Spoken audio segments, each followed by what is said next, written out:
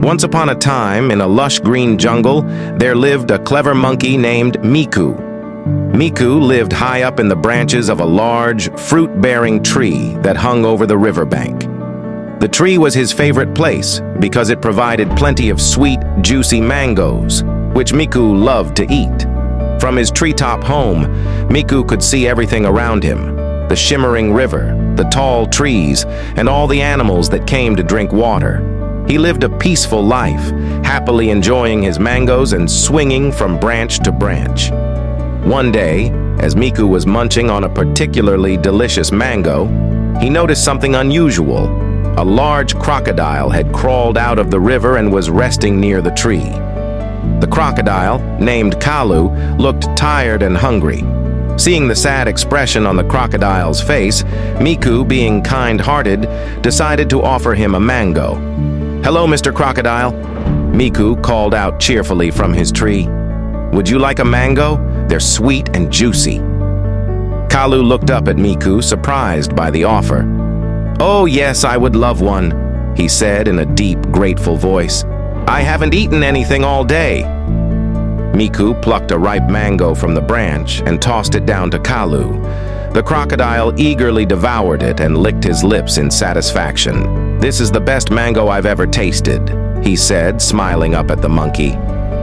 From that day on, Miku and Kalu became friends. Every morning, Miku would throw a few mangoes down to Kalu, and in return, the crocodile would keep him company, telling stories about life in the river. They spent many days like this, enjoying each other's company, and soon, they grew quite close. However, Kalu had a wife who lived in the river with him. One evening, when Kalu returned home, his wife noticed the sweet mango scent on his breath. "Where did you get that delicious smell?" she asked, her eyes lighting up with curiosity. Kalu told her about his friendship with Miku and how the monkey gave him mangoes every day. Mrs. Crocodile listened closely, but instead of being happy, she became jealous. "If those mangoes taste so good," she said slyly, "imagine how sweet the heart of that monkey must be." Kalu was taken aback. "What do you mean?" he asked, confused. "I want to eat the monkey's heart," she declared. "Bring him to me." Kalu was horrified at the thought. Miku was his friend, and he couldn't imagine betraying him. But Mrs. Crocodile insisted, refusing to eat anything until Kalu agreed. Torn between his wife and his friendship with Miku, Kalu finally gave in. He devised a plan to trick Miku into coming to the riverbank. The next day, Kalu swam up to the tree with a sad look on his face. "Miku, my friend," he said, "I have some wonderful news. My wife has invited you to our home for dinner. She's heard so much about you and wants to meet you." Miku, though clever, was trusting of his friend and was flattered by the invitation. "That sounds wonderful," he exclaimed. "But how will I get to your home? I can't swim across the river." "Don't worry," Kalu replied smoothly. "You can ride on my back and I'll take you there safely." Excited, Miku climbed down from his tree and hopped onto Kalu's back. They started across the river, but halfway through, Kalu began to sink lower into the water. "Why are we slowing down?" Miku asked, a bit concerned. Kalu hesitated before confessing.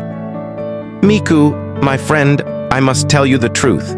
My wife wants to eat your heart. She believes it must be sweeter than the mangoes you give me." Miku's heart raced, but he quickly composed himself. He was clever and knew he had to think fast. "Oh, Kalu," he said calmly, "why didn't you tell me sooner?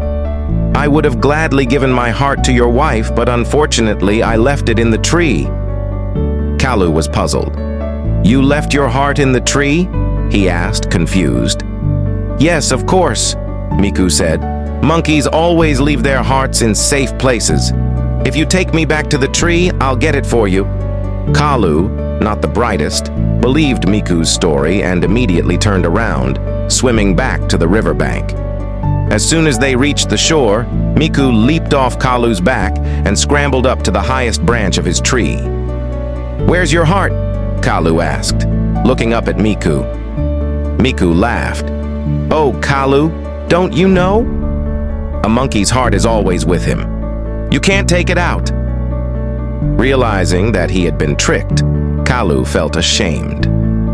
"I'm sorry, Miku," he said, lowering his head. "I shouldn't have tried to betray you. My wife's greed made me forget what was right." Miku, though upset, decided to forgive Kalu. "I understand," he said kindly. "But remember this, a true friend should never betray another. It's better to be loyal and honest than to let others lead you astray." Kalu nodded, grateful for Miku's forgiveness. From that day on, he vowed to never let anyone come between their friendship again.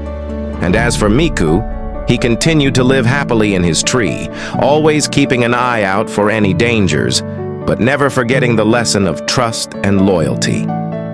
Moral of the story: true friendship is built on trust and loyalty. Betraying a friend for personal gain can lead to regret, but honesty and forgiveness can strengthen bonds even after mistakes.